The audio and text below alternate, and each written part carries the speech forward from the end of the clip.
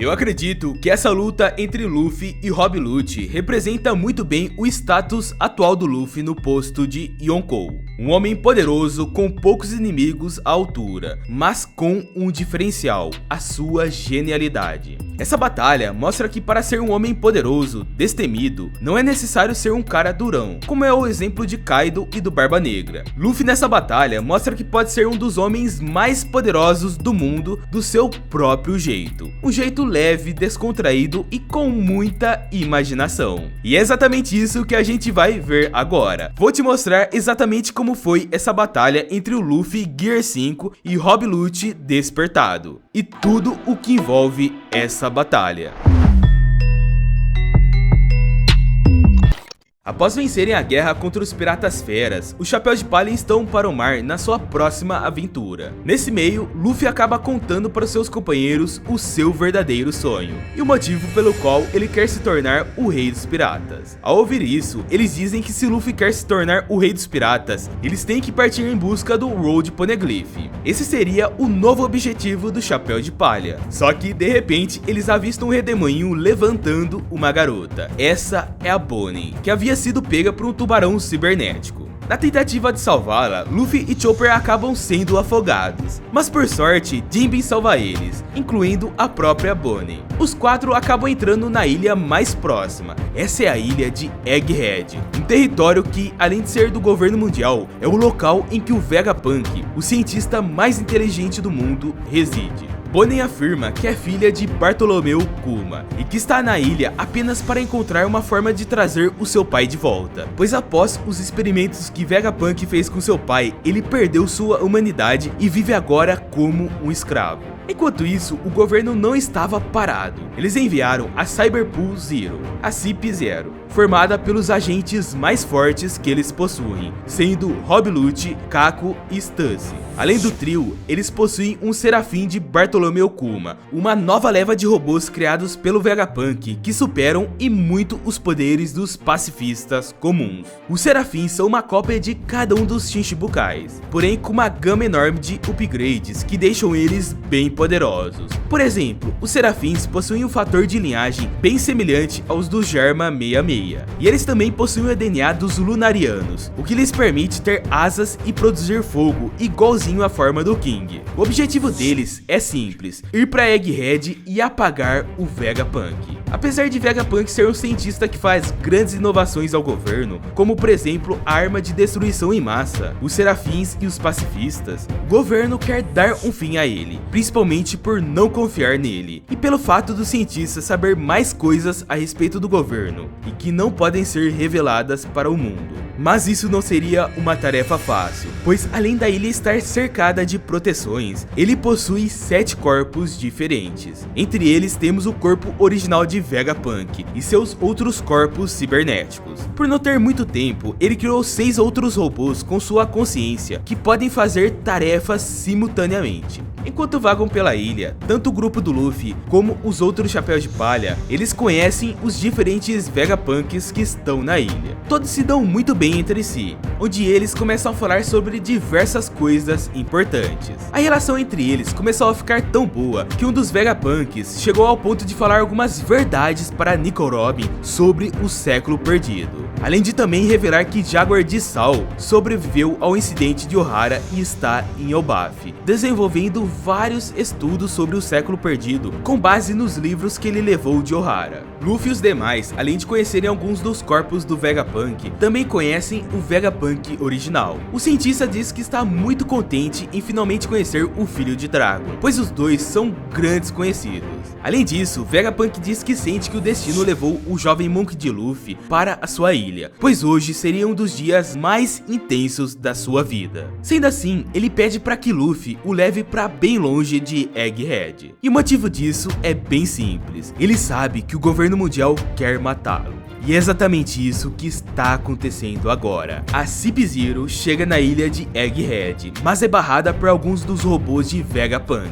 Eles entram em contato com o Vegapunk, exigindo acesso ao local. Porém, o Vegapunk nega a entrada deles, e ele pede para que os agentes deixem o Serafim na ilha e vão embora. Como desculpa para isso, ele tenta dizer que está muito ocupado para receber os agentes em sua ilha, mas agradece pelos esforços em trazer os Serafins de volta para a ilha. Essas palavras são o suficiente para Rob Lute chegar à conclusão de que Vegapunk já está suspeitando dos seus planos. Já que Lute percebe que suas intenções são reconhecidas pelo inimigo, ele decide usar um plano mais ousado. Com os poderes da pata que o Serafim do Kuma possui, ele consegue passar pela segurança de Vegapunk e são levados até a ilha. Isso dá início a um grande conflito entre eles. Um dos Vegapunks ordena que sejam liberados os Serafins que estão na ilha para combaterem os agentes. Além deles, Sentomaru também está na ilha, e é ordenado que ele guie os robôs nessa batalha. O Vegapunk original rapidamente diz que vai arrumar os seus pertences para zarpar, enquanto Luffy começa a ir em direção aos seus companheiros.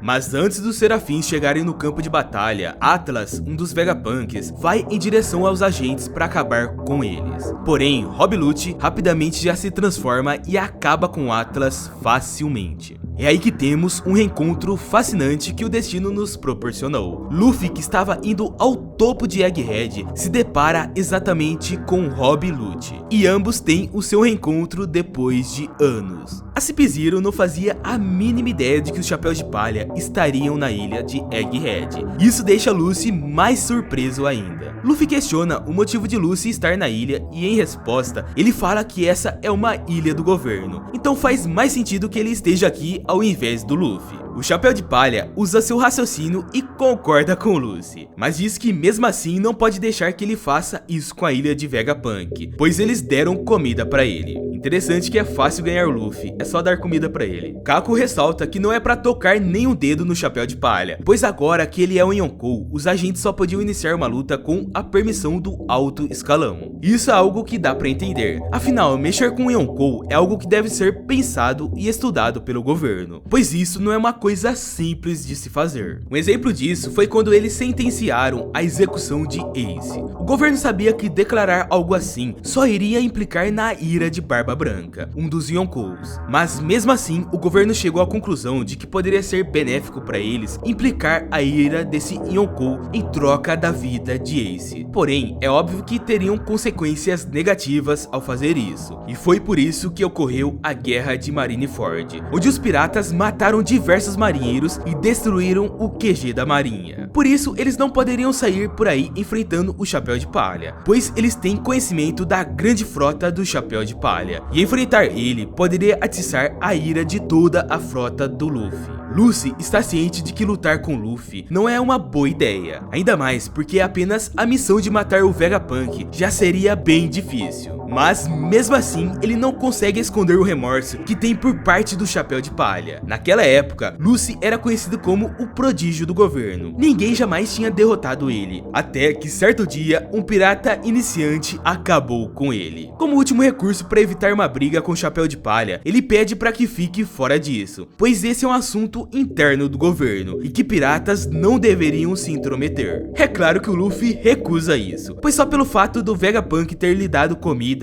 ele quer salvar o cientista. E já que Luffy não está disposto a sair do seu caminho, Lucy vai pra cima dele, e o Chapéu de Palha também vai pra cima, ativando sua quinta marcha. Porém, a transformação do Lucy também está diferente de antes. Assim como Luffy, ele também ficou muito mais forte ao longo do tempo, onde aprendeu a usar o Haki, e principalmente conseguiu despertar a sua fruta assim como Luffy. No caso do Luffy, ele tem o despertar da sua fruta do tipo Zoan, a Hito no Mi modelo Nika. E geralmente, as Zoans privam seu usuário da própria personalidade do animal que ele está se transformando. Mas o despertar dos seus poderes, eles podem ter a mesma personalidade das suas respectivas frutas, além de também terem um aumento muito grande na sua força e velocidade. E foi exatamente isso que aconteceu com Lute. Ele agora está muito mais rápido, muito mais forte e tem todos os instintos assassinos de um leopardo. E tudo isso somado à sua capacidade de usar o Haki do armamento, torna ele muito mais forte do que o último encontro com Luffy.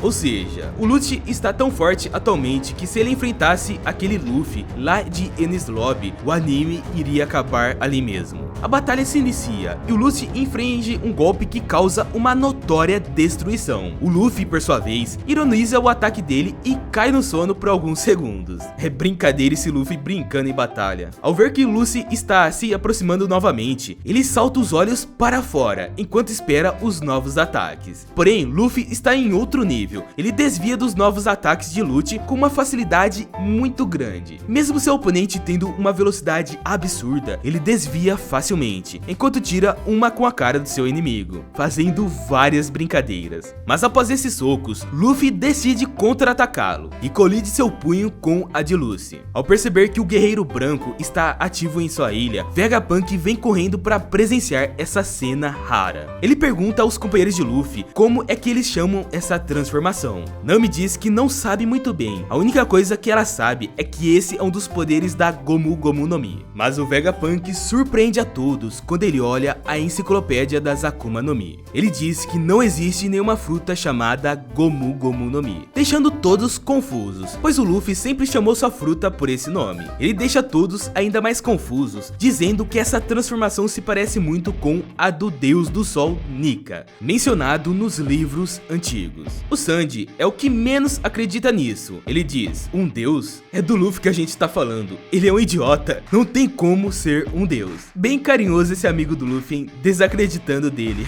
Mas Vegapunk diz que se parece muito com Nika, até mesmo sua personalidade é igual. Um guerreiro da libertação, que sempre é brincalhão e faz as pessoas rirem. A gente também tem uma revelação bombástica em meio a essa luta, porque apesar de todos dizerem que nunca ouviram falar sobre esse Deus do Sol, o cientista diz que quase ninguém conhece ele, pois seu nome foi ocultado da história. Mas quando existirem pessoas desejando o Nika, seu poder ainda vai estar presente em sua Akuma no Mi. Isso acontece porque as Akuma no Mi são geradas a partir dos desejos das pessoas. Por exemplo, pelo fato de existirem pessoas desejando serem o Deus do Sol Nika, os seus poderes e personalidades estarão presentes em sua Akuma no Mi. Em seguida, o Luffy acerta um soco bem forte no Lucy. Enquanto isso, o Vegapunk pede ajuda de Sentomaru, pedindo para que ele use os Serafins para acabar com a CP Zero. Com o Sentomaru na jogada, os agentes perdem o controle de qualquer um dos Serafins,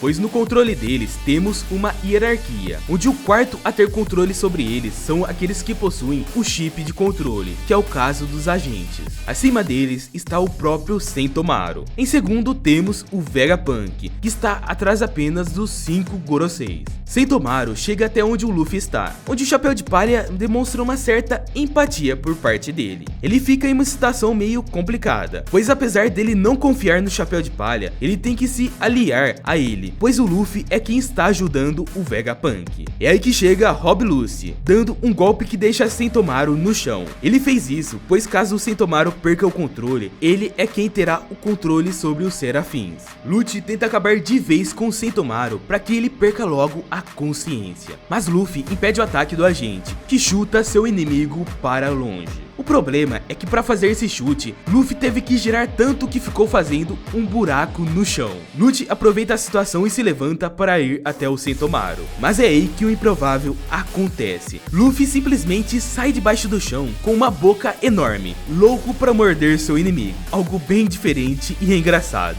Rob Lute consegue desviar, fazendo com que o Chapéu de Palha morda apenas o chão, mas é claro que o Luffy não ia deixar esses ataques passarem à toa, pois ele rapidamente pega essas pedras que acabou mordendo e joga diretamente no Lute. Em um ato rápido, ele aproveita para usar os poderes do seu despertar, já que esse poder lhe permite transferir a propriedade da borracha para qualquer coisa que ele toque. Luffy se aproxima de um tubo e transforma ele em borracha, onde usa como impulso para ir até Rob com mais velocidade. O interessante é que quando toma impulso, Luffy cria até mesmo um óculos pequeno para tirar onda na batalha. E olha só, ele cria esse óculos tirando do próprio cabelo. Tá aí um novo poder que não sabíamos do despertar do Luffy. Ao usar o impulso que tomou, Luffy consegue pegar uma velocidade tão grande que acerta em cheio o estômago de Lute. Vale ressaltar que usando os poderes do seu despertar, ele transforma o estômago do seu adversário em borracha, podendo expandir ainda mais o alcance dos seus golpes.